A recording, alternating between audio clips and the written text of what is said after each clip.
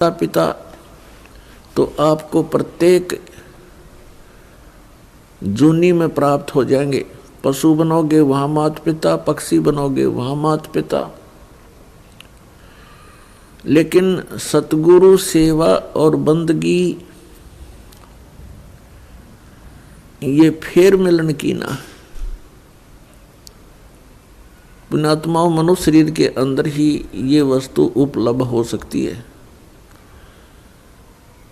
मनुष्य शरीर के अंदर ही परमात्मा प्राप्ति हो सकती है और मनुष्य शरीर प्राप्त प्राणी को ही सत्संग उपलब्ध हो सकता है। पुण्यात्माओं, सत्संग मिलना बहुत कठिन है। सत्संग उसे कहते हैं जिसमें सच्चा ज्ञान हो। बाकी सत्संग नहीं है। जिनके ज्ञान ऐसे बच्चों जैसे हैं तो क्या वो संत सत्संग करते हैं? जो अभी तक परमात्मा को निराकार बताया करते थे, क्या वो सत्संग करते हैं? वो झूठ बोला करते थे। अभी तक जो ब्रह्मा विष्णु महेश के माता पिता कहते थे इनके कोई माता पिता नहीं है, इनकी जन्म मृत्यु नहीं होती, तो क्या वो सत्संग किया करते?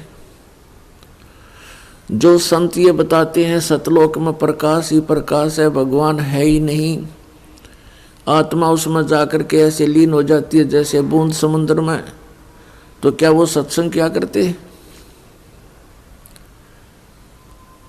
वो हमारा जीवन नष्ट करते थे और अपना भी जीवन बर्बाद किया करते थे। तो वो सत्संग नहीं थे।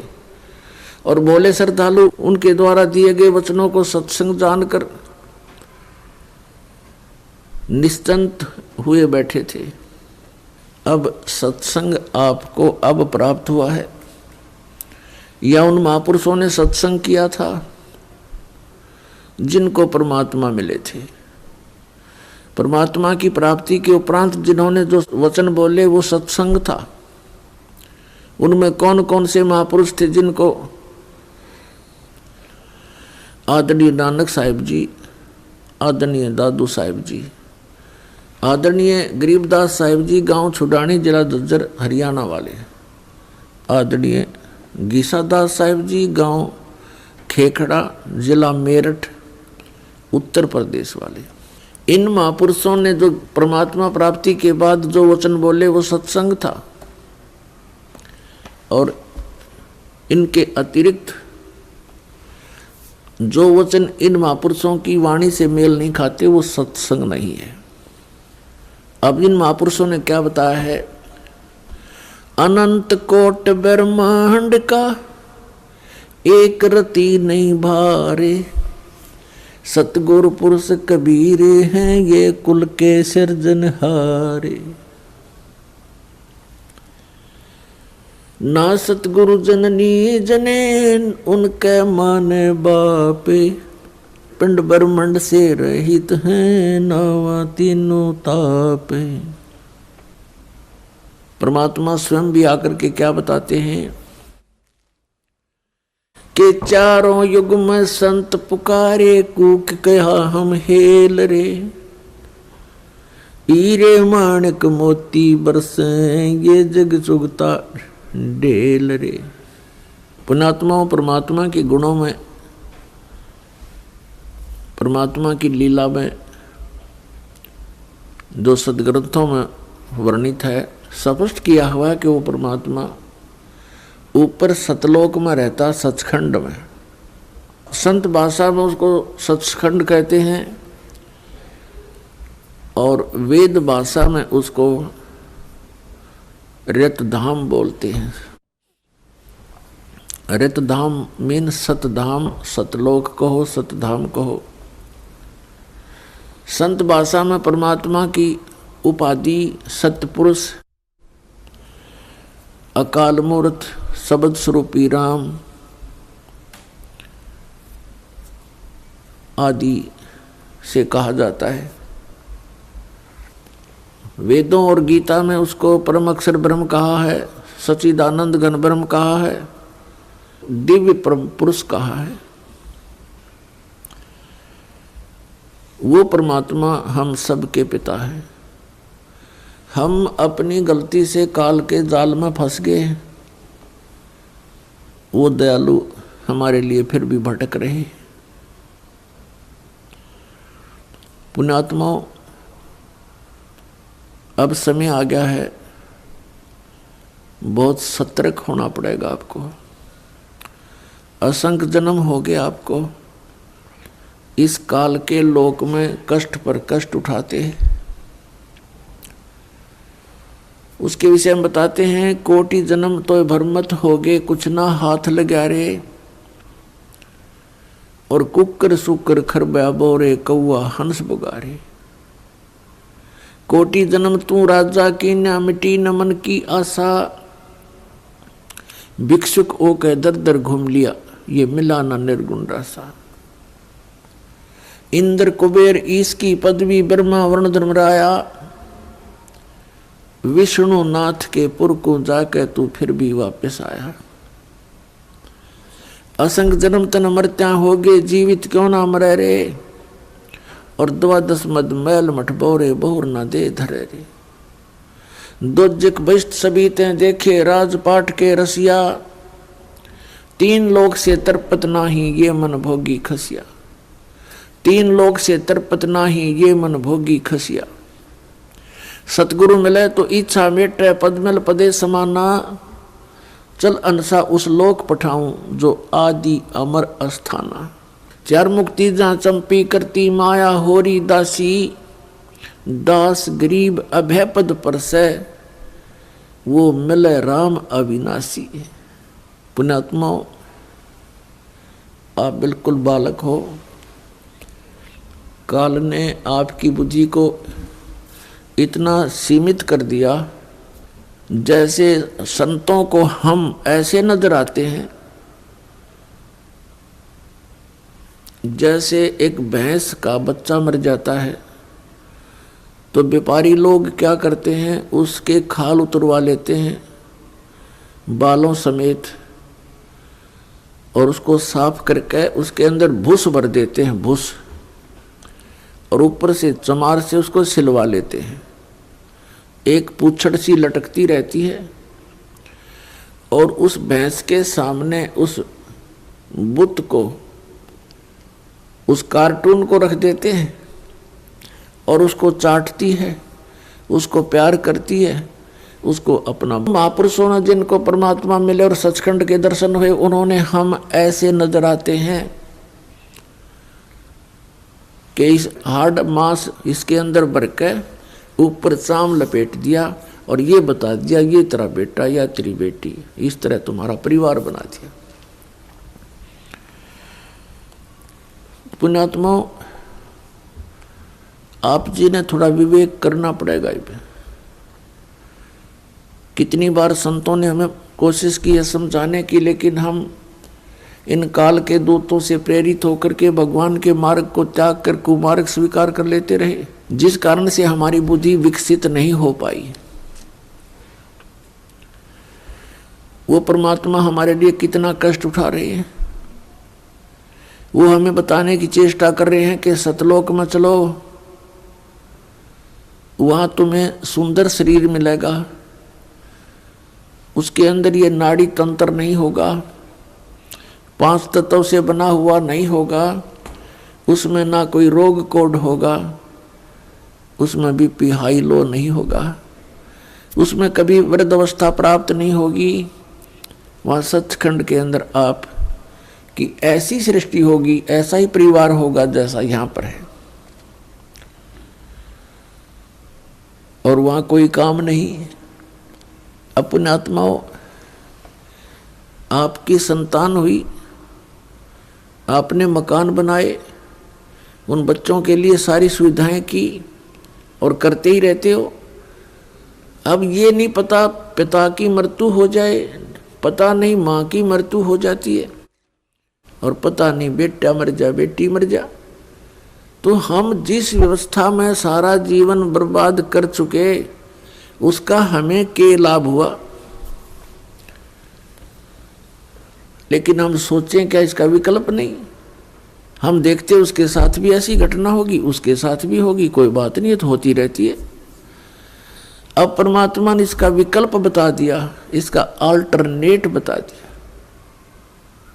कि जब तक तुम्हारे संस्कार हैं, परिवार में आप रहो, और वो भी भगवान की आत्मा है, आपके बेटा बेटी रूप में रोल करने आए हैं, माता पिता रोल के रूप में आए हैं, तो उनको एक विशेष प्यार देना, आपस में खींचातानी नहीं बढ़ावे। इस दृष्टिकोण से कि हम उस पिता के बच्चे हैं, अगर हम इनको किसी को एक दूसरे को दुखी करेंगे तो परमात्मा नाराज हो जाएगा, क्योंकि हम पहले गणे दुखी यहाँ पर, फिर हम एक दूसरे को सतावें, कोई वचन से जख्म करें, किसी को और कोई हानि पहुंचावें, तो हम तो कौवे हो गए, कौवे, मनुष्य नहीं रहे। जैसे कौवा जख्म के ऊपर चोंच मार के खून निकाल लेता है, हमने हंस बनना है, तो हम सतलोक चलेंगे। वो परमात्मा हमारे पीछे फिर रहा है। जो जन मेरी शरण है, ताका हूँ मैं दास, गेल गेल लाग्या फिरूं जब तक धरणी आकाश। परमात्मा कहते हैं कि जो मेरी शरण में एक बार किसी भी युग में आ गया, तो मैं उसके पीछे पीछे फिरता रहता हूँ और उसको पार करने की चेष्टा करता हूँ। क्या बताते हैं?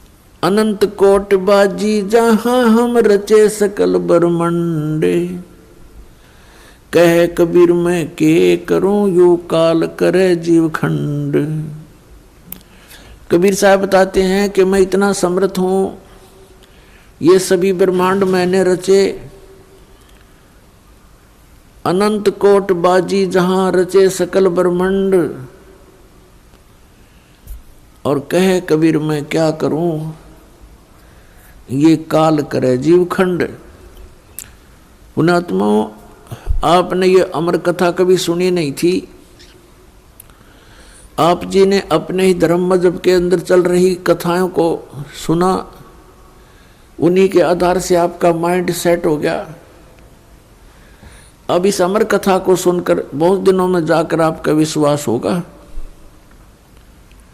और जब आपको ये कथा समझ में आ जाएगी, उस समय देखना आपके मन की स्थिति क्या होगी। आप ऐसी स्थिति में हो जाओगे जैसे परगर पावना रहे उठाए चित, जैसे दूसरे के घर में, दूसरे गांव में, रिश्तेदारी में कोई प्राहुणा चला जाता है, मेहमान रूप में जाता है, वो वहाँ रहता अवश्य है, लेकिन उसको पता है कि मैंने वापस जाना है, और उसको अपने घर की रह रहकर याद भी सताती रहती है। कहते हैं जैसे पर घर पावना रहे उठाए चित, तो यहाँ से आपका ऐसे मन हट जाएगा एक दिन, और फिर सतलोक में आपका अगला कदम सतलोक में होगा। 16 उत्पन्न किए थे, उनमें से एक है।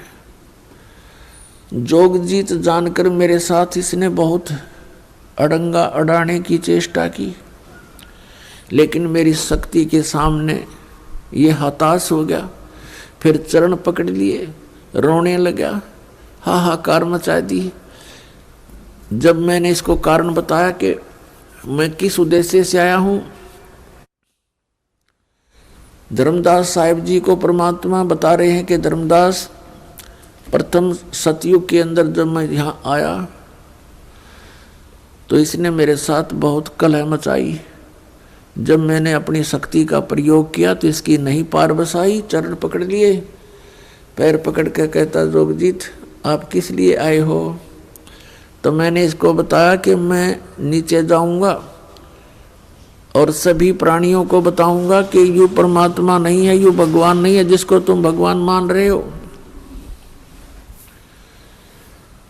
और एक ऐसा मंत्र दे के आऊंगा, सतनाम, सच्चा नाम, उसका जाप करने वाले प्राणी को तू रोक नहीं पाएगा। और सभी को बताऊंगा कि तुम यहाँ के रहने वाले नहीं हो। तूने इन सब को नशा करवा दिया, तीनों गुणों से एक एक इंजेक्शन लगवा दिया इनको। तो ये चिंतित हो गया। इसने कहा कि हे भगवान, मुझे श्राप लगा हुआ है 1 लाख जीव आहार करने का। यदि आप इन सब को ले जाओगे तो मेरा क्या होगा? परमात्मा ने कहा कि अब मैं इनको नहीं छोड़ूंगा, तेरा हो या ना हो। फिर इसने प्रार्थना की, प्रभु कोई बात नहीं, मेरी कुछ और समस्याएं हैं, उनका समाधान कर दीजिए और वचनबद्ध होकर के मुझे आशीर्वाद दीजिए। परमात्मा ने कहा, धर्मदास मैंने वचनबद्ध होकर के इससे कहा कि बोल क्या मांगता है। इसने कहा कि परमात्मा 3 युगों में जीव थोड़े ले जाना, चौथा युग जब कलयुग आवे तब तव शरण जीव बहु जावे। ऐसा वचन हर मोय दीजिए, तब तुम गवन संसार ही कीजिए। तो मैंने इसको कह दिया ठीक है, तथास्तु कि ऐसा ही होगा। फिर इसने एक प्रार्थना और की थी कि परमात्मा जबरदस्ती ना करना हे बड़े भाई, क्योंकि जोगजीत रूप में खड़े थे परमात्मा और ये भी उन्हीं का भाई है। परमात्मा से कबीर से उत्पत्ति हुई इस काल की ज्योत निरंजन की। और इसने कहा कि हे प्रभु, हे बड़े भाई, जबरदस्ती ना करना, जो आपके ज्ञान को स्वीकार करे वो आपका और हमारे ज्ञान को स्वीकार करे वो हमारा। आप ज्ञान दे करके अपना बनाना, बाई फोर्स ना करना। वो तो मालिक को पता। अब यहाँ प्रश्न उठता है पुण्यात्माओं बहुत सी, क्योंकि हमारे अंदर बहुत युगों से ये अज्ञान ठुका हुआ है, भरा हुआ है खचाखच। ये सच्चे ज्ञान को टिकने नहीं देता। ना जाने कितनी शंकाएं उत्पन्न होती हैं। एक शंका तो ये उत्पन्न होगी कि भाई भगवान ने जानी जान, कहते हैं परमात्मा जानी जान है, अंतर्यामी है, सर्वज्ञ है, फिर क्या उनको पता नहीं था ये ऐसे ऐसे वचन मांगेगा? इसको वचन ना देते सतयुग में ही हमें वापस ले जाते। तो ये तो पुण्यात्माओं मन की बकवाद है, इस तरह के विचार जो जिसके अंदर आते हैं। हम सतलोक में रहा ही करते। यदि हम ऐसे टिकने वाले होते तो पहले ही ना वहीं रहा करते थे। आवश्यकता ही नहीं थी हमें यहाँ आने की, फिर भगवान को यहाँ दुख उठाने की हमारे लिए। परमात्मा को पता था कि सतयुग त्रेता द्वापर में ये प्राणी दुखी नहीं होता। पुण्यकर्मी प्राणियों को मनुष्य जीवन मिलता है सतयुग त्रेता द्वापर में, जिनके बहुत घने पुण्य होते हैं और वो सभी साधना भी करते हैं, मनमुखी साधना करते हैं, शास्त्र विधि त्याग कर भी साधना करते हैं। उनसे सिद्धियां प्राप्त अवश्य हो जाती हैं और उनके पूर्व प्रारब्ध कर्मों के आधार से, किस्मत में लिखे हुए पनों के आधार से उनको सुख होता है, शरीर स्वस्थ होता है। सतयुग में पिता से पहले पुत्र की मृत्यु नहीं होती, जो सबसे बड़ा जख्म होता है पिता के लिए। और पत्नी से पहले पति की मृत्यु नहीं होती, जो पत्नी के लिए बहुत बड़ा दुखदाई होता है। और बहुत लंबी आयु होती है, शरीर स्वस्थ रहता है, आहार बहुत ही अच्छा होता है।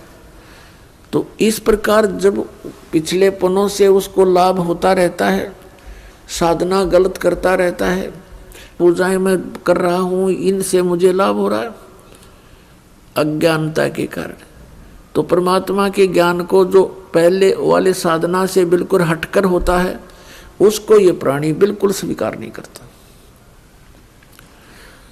अब कलयुग के अंदर ये प्राणी बिल्कुल कर्महीन हो जाता है, पापों की गठड़ी बांध लेता है और पुण्य इसके पास रहते नहीं। ये साधनाएं भी करता है और लाभ कति होता नहीं, या तो नास्तिक हो जाता है या फिर दुख को भोग कर ही अपना जीवन पूरा करता है। और उन अज्ञानी संतों ऋषियों ने, उन्होंने सतयुग के अंदर जो साधनाएं की, अब उनको वो मार्ग मिला नहीं, यह सतनाम उनको प्राप्त हुआ नहीं जो पाप नाश करता है। और जिस कारण से उन्होंने अज्ञान सिद्धांत बनाकर समाज में प्रवेश कर दिया कि कर्म तो भोगना ही पड़ता है, प्रारब्ध में लिखा हुआ तो भोगना ही पड़ता है, इसको कोई चेंज नहीं कर सकता, इसमें कोई परिवर्तन नहीं हो सकता। तो पुण्यात्माओं, हम परमात्मा की खोज इसलिए करते हैं, परमात्मा को इसलिए खोजते हैं कि हमारे जीवन में कोई कष्ट आवे तो वो टल जावे और हमारा कल्याण। कल्याण की तो बहुत बाद में समझ में आती है, पहले तो यही रहता है कि मेरे बच्चे सुखी रहें, मैं स्वस्थ रहूं, कोई ऐसी दुर्घटना मेरे जीवन में ना घटे जो मुझे पीड़ादायक हो। इसलिए हम परमात्मा की खोज में संतों के पास जाते हैं। और ये भी हमें मालूम है कि संतों के पास ही उसका समाधान होता है। और ये भी हम सुना करते कि परमात्मा ना जाने किस बेस में आ जा, तो वो परमात्मा कबीर साहब है, वो ना जाने क्या रूप बना करके और कब कहाँ प्रकट होता है और हमारे लिए भटकता रहता है, हमें समझाने की चेष्टा करता है कि तुम इस झूठे सुख को सुख कहे ये मान रहा मनमोद, ये सकल चबीना काल का कुछ मुख में कुछ गोद। तो पुण्यात्माओं, परमात्मा ने प्रोमिस कर रखा है और इसने भी प्रोमिस कर रखा है काल भगवान ने कि कलयुग में जब कितने जीव ले जाना, लेकिन इसमें ज्ञान आधार बनाना।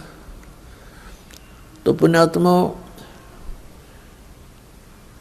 अब बुद्धिमान समाज हो गया है, इस ज्ञान से अब आप बालक नहीं रहोगे।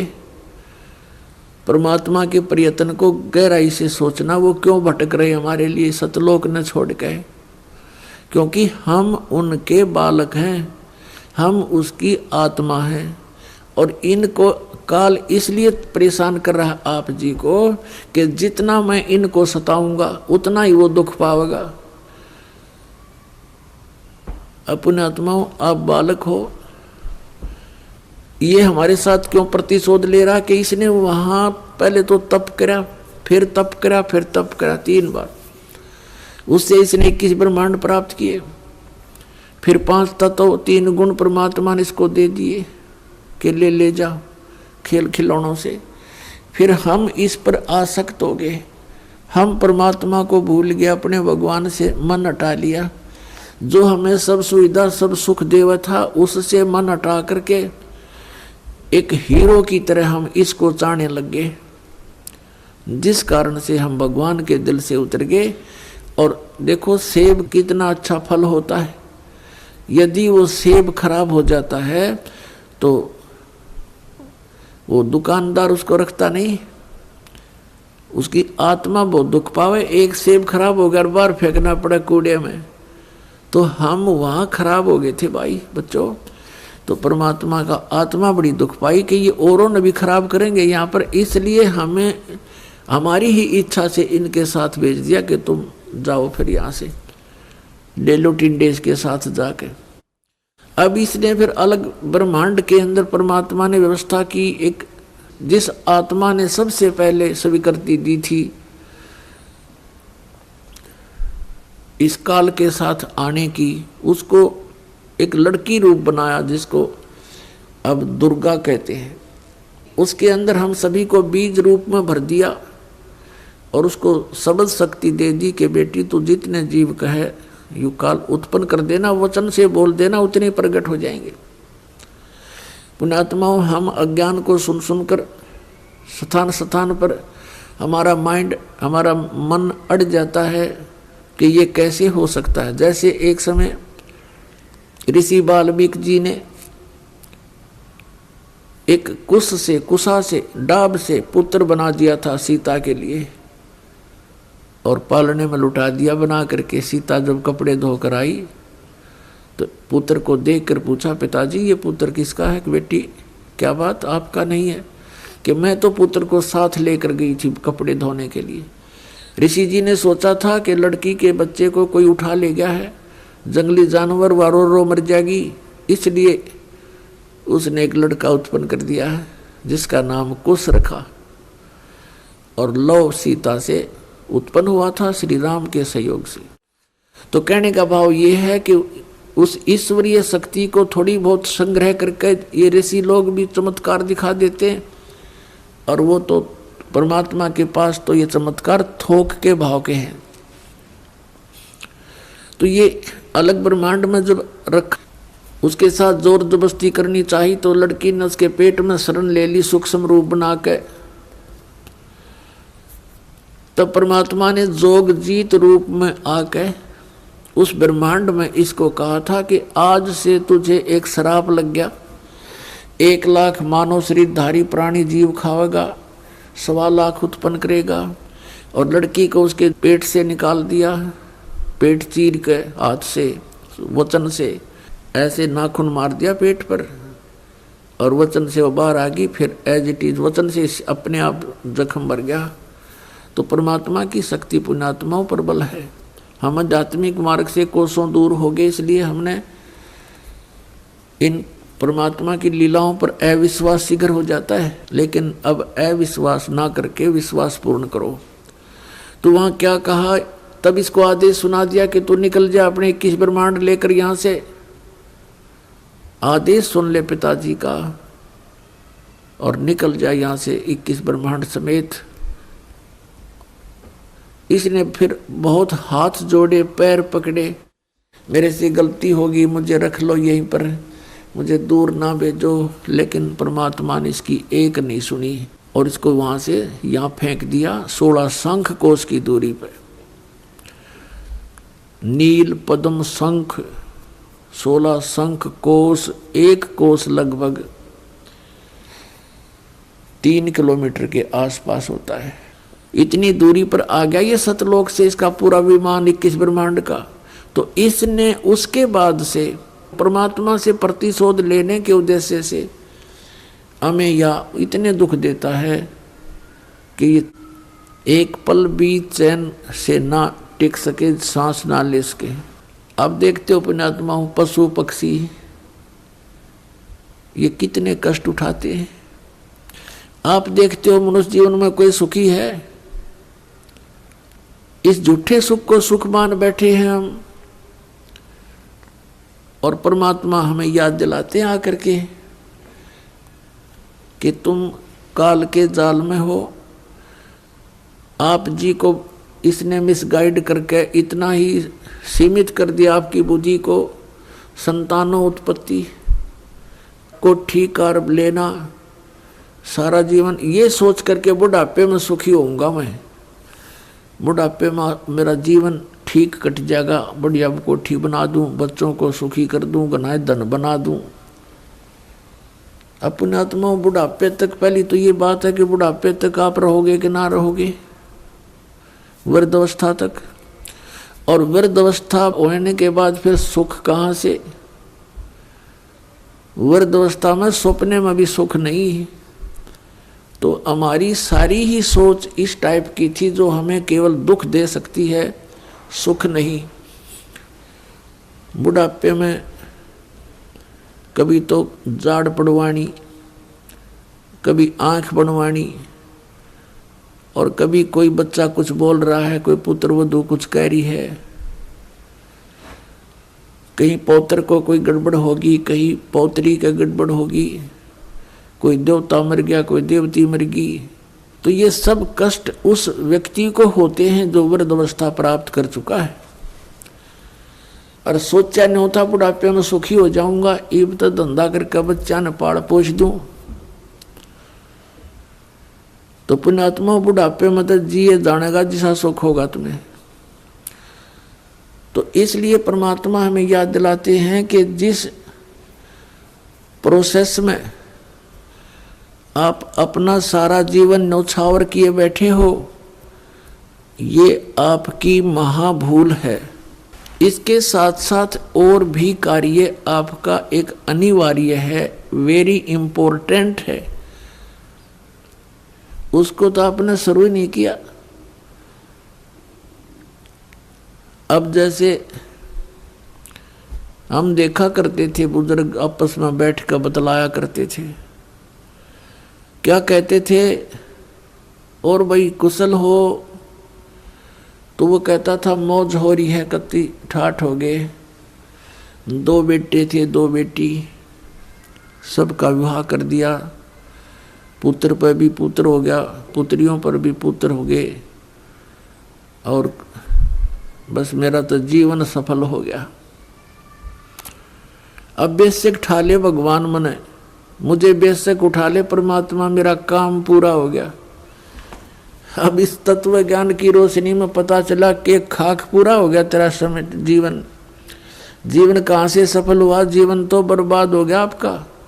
और जो कुछ भी आपको प्राप्त हुआ ये तो पूर्व प्रारब्ध में आपका लिखा हुआ था, आपका किया हुआ नहीं, आपका चाहा हुआ नहीं। जैसे संतान होते ही एक ऐसी हमारी मन में काल ने ऐसी प्रेरणा कर रखी है कि हे भगवान, बच्चा हो और पुत्र हो, पहला पुत्र हो फिर पुत्री वैश्यक हो जा।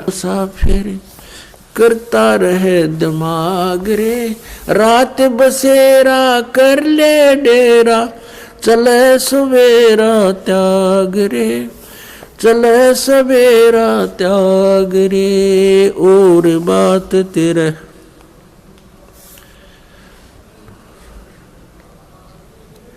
के सोए गफलत में बंदे, जाग जाग नर जाग रे, जाग जाग नर जाग रे। इस तन सराय में जीव मुसाफिर, करता रहे दिमाग रे। इस तन सराय में जीव मुसाफिर, करता रहे दिमाग रे। रात बसेरा कर ले डेरा, चले सवेरा त्याग रे, चले सवेरा त्याग रे। और बात तेरे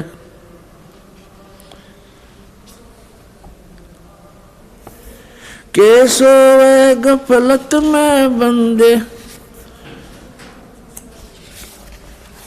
जाग जाग नर जाग रे।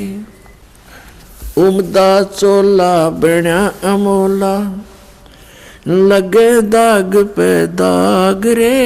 उमदा चोला बण्या अमोला, लगे दाग पे दाग रे।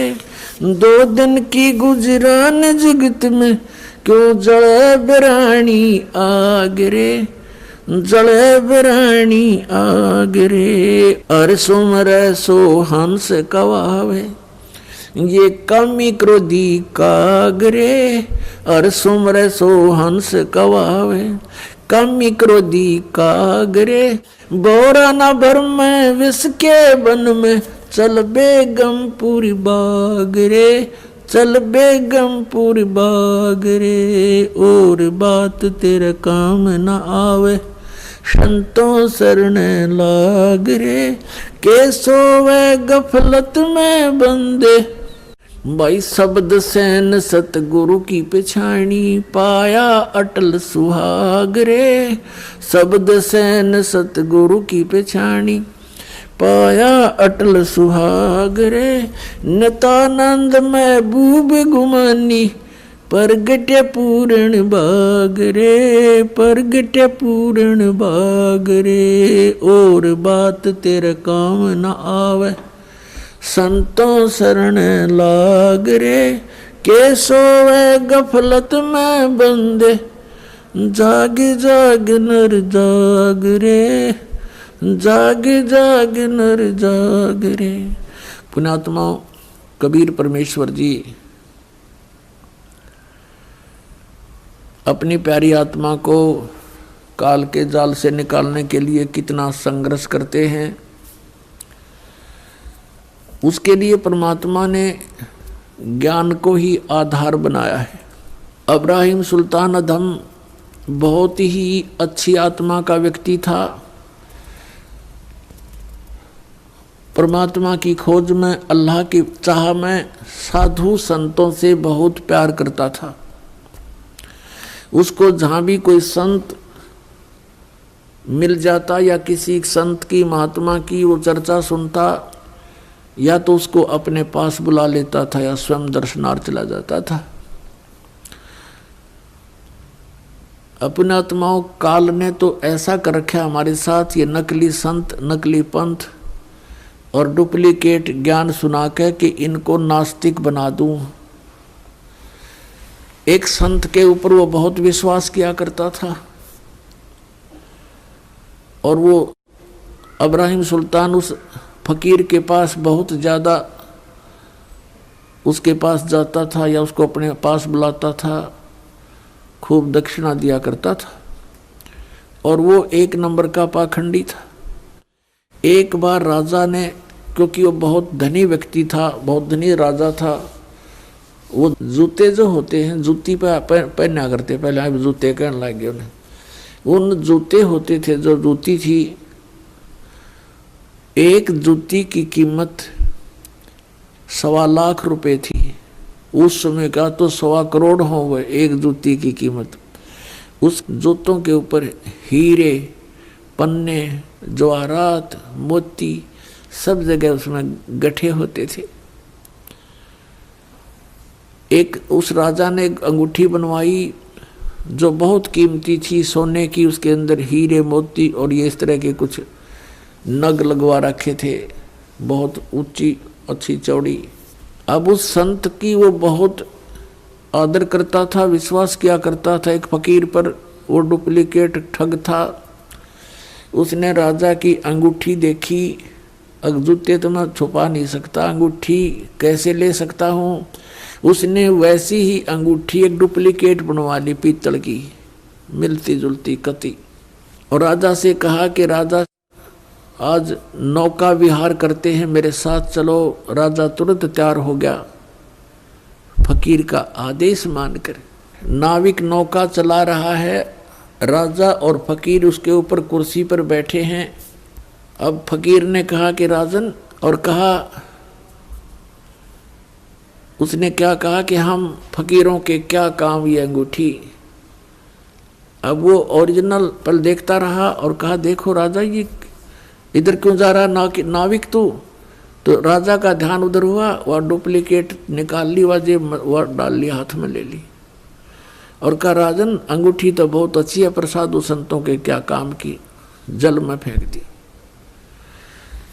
अब राजा ने सोचा, भाई बड़ा त्यागी बैरागी महात्मा, इसको तो संसारिक धन से भी कोई लगाव नहीं है, और ज्यादा आस्था होगी इसमें। फिर खूब वो दान दे राजा, वो कहने हमें क्या जरूरत है, हमें क्या जरूरत है, कोई नहीं, दे दे, हम लगा देंगे, इधर भंडारा कर देंगे। अब नाट्य भी ले, भोली आत्मा जो होती है वो श्रद्धालु, वो केवल अपने स्वभाव का ही प्रयोग करते हैं, सामने वाले की बकवादों पर ध्यान नहीं देते हैं। इसका दुरुपयोग किया इन लोगों ने, नकलियों ने। तो कुछ दिनों के बाद क्या हुआ, फकीर के और चेले की आपस में बिगड़ गई, जिसने अंगूठी बनवाई थी नकली, उनकी आपस में कहा सुनी होगी, बात बहुत बढ़ गई और चेला उससे अक्षुब्ध होकर के उसने मंत्री से संपर्क किया, राजा के मंत्री से, कि ऐसे ऐसे इसने राजा के साथ धोखा किया है, ये धोखेबाज ठग व्यक्ति है। वो अंगूठी जो इसने जल में फेंकी थी वो डुप्लीकेट थी, मैंने इसको बनवा कर दी थी, इसने मेरे से बनवाई थी। ये बात फकीर ने राजा के सामने डरते डरते कही कि कहीं राजा नाराज ना हो जा के साधु संतों के बारे में ऐसे नहीं बोलना चाहिए। राजा इतना विश्वास करता था कि पूछा, वजीर तेरे को किसने बताया है? वो चेला बुलाया कि इस चेले ने बताई है। उस चेले से कहा कि फकीर के बारे में ऐसी बातें करना बच्चा पाप लगता है। उसने कहा, जी मैं कसम खाकर कहता हूँ ये निकम्मा आदमी है, ये भक्त नहीं है, संत नहीं है। राजा बड़ा विश्वासी था, उसने कहा कि देख ले भाई चेला राम, जया बात झूठी पागी तो तेरी गर्दन काट दूंगा। नो बोला, जी बेस से काट दियो। चौथी आशा पुत्र की थी, चौथी भी कन्या, पांचवी भी कन्या होगी। तो क्या आपका किया हुआ या आपका चाहा हुआ? नहीं, जो आपकी किस्मत में था वही आपको मिला। तो आप कहते हो कि मेरा जीवन सफल हो गया, ये तो आपका होना ही था। आपने जो इस जीवन में एक इम्पोर्टेंट कार्य और करना था, अनिवार्य कार्य करना था, वो तो तुमने स्टार्ट भी ना किया। इसकी याद दिलाने के लिए परमात्मा सतलोक से आते हैं। यहाँ के भगवान और यहाँ के ये संत हमें केवल इस माया में ही डबोते हैं, इसी में डालते हैं, हमारे को बाहर निकाल नहीं सकते क्योंकि इनकी पावर नहीं। वो तो स्वयं आते हैं या अपने ही संत बना करके यहाँ भेजते हैं, अपनी भक्ति शक्ति से चार्ज करके भेज देते हैं और फिर वो संत ये काम किया करते हैं। नहीं, आम संत की कोई औकात नहीं जो काल के सामने इस प्रकार का कोई कदम उठा ले। अब क्या बताते हैं परमात्मा, हम सुल्तानी नानक तारे दादू को उपदेश दिया, जात जुलाहा भेद न पाया वो काशी माहे कबीर हुआ, गोता मारू स्वर्ग में जा बैठू पाताले, गरीबदास ढूंढता फिरूं अपने हीरे मोती लाले। परमात्मा कबीर साहब कहते हैं कि गोता मारूं स्वर्ग में और जा बैठूं पाताल, कह कबीर ढूंढता फिरूं अपने हीरे मोती लाल।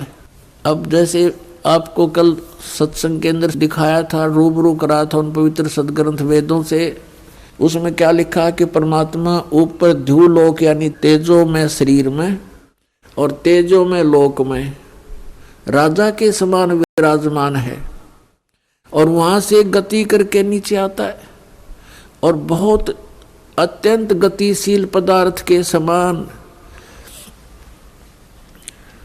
जैसे आकाशीय बिजली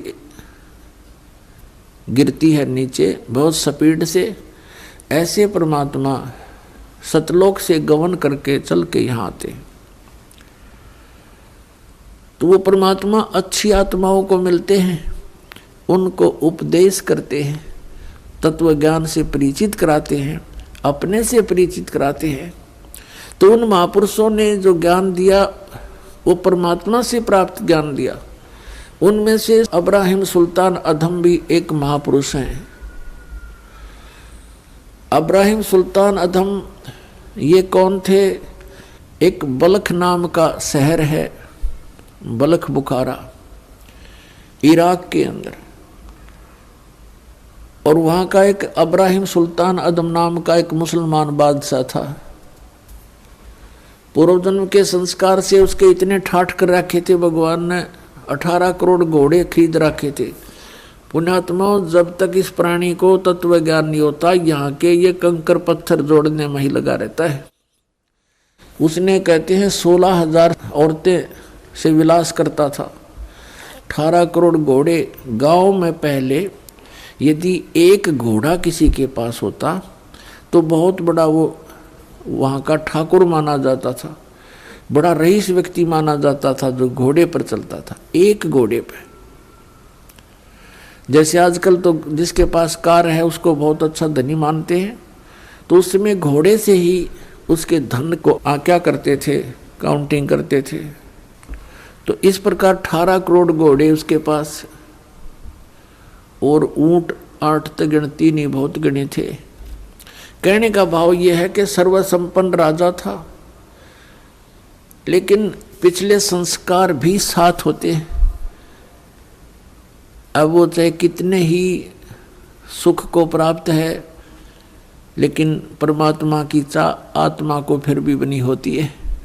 एक दिन वो सो रहा था ऊपर अपने महल की छत पर, गर्मियों के दिन। परमात्मा कहते हैं सोचल सिद्धर मैं करूं अपने जन के काज। तो वहाँ कहीं पड़ोस में थोड़ी सी दूरी पर एक सत्संग हो रहा था। आप आरती, आप साजे, आप किंगर, आप बाजे, आप ताल झां जनकारा, आप नचाप देखण आ रहा। आप साधु संत बनकर उस राजा के महल से थोड़ी सी दूरी पर किसी गरीब के घर पर सत्संग कर रहे थे, ऊंची ऊंची आवाज में सुना सुना कर। और बात तेरे काम न आवे, संतों शरण लाग रे, के सोवे गफलत में बंदे, जाग जाग नर जाग रे, जाग जाग नर जाग रे, और बात तेरे काम न आवे, संतों शरण लाग रे, के सोवे गफलत में बंदे, जा